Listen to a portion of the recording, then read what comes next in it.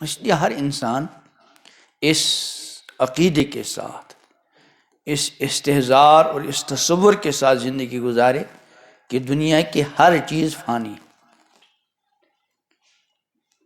اور میری زندگی بھی فانی ہے، ختم ہونے والی ہے۔ اب اگر میں نے مال کے پیچھے اپنی زندگی ختم کر دی، شہرت کے پیچھے، عزت کے پیچھے، اب اگر یہ چیزیں حاصل ہو بھی گئیں تو حاصل ہونے کے بعد یہ سب ختم ہو جائے گی، میرا ہاتھ تو کچھ بھی نہیں آئے گا۔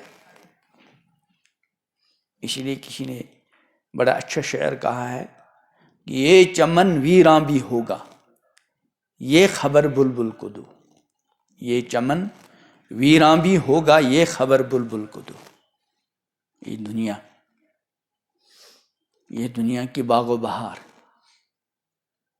کہہ رہے ہیں یہ سب ختم ہوگا، ویراں ہوگا، یہ خبر بلبل کو دو۔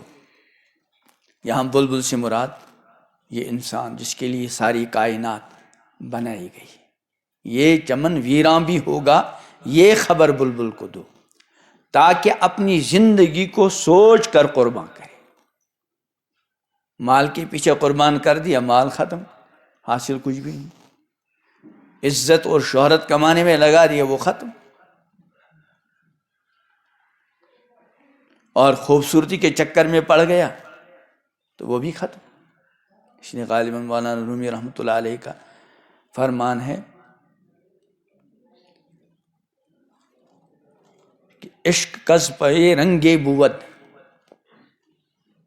کہ جو عشق، جو محبت کسی کی خوبصورتی کے لیے پیچھے ختم ہو، کسی کے رنگ کو دیکھ کر انسان اس پر فریفتہ ہو جاوے، عشق نبود عاقبت ننگے بود، یہ وقتی طور پہ ہے عشق محبت، لیکن اس کا انجام ذلت، رسوائی اور شرمندگی۔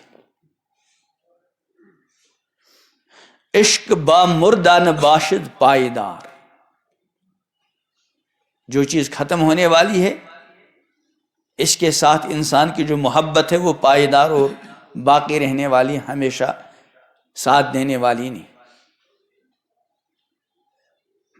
عشق با مردہ نہ باشد پائیدار، عشق را با حی و با قیوم دار۔ محبت اور تعلق اس ذات کے ساتھ رکھو جو ہمیشہ زندہ ہے، ہمیشہ باقی رہنے والی۔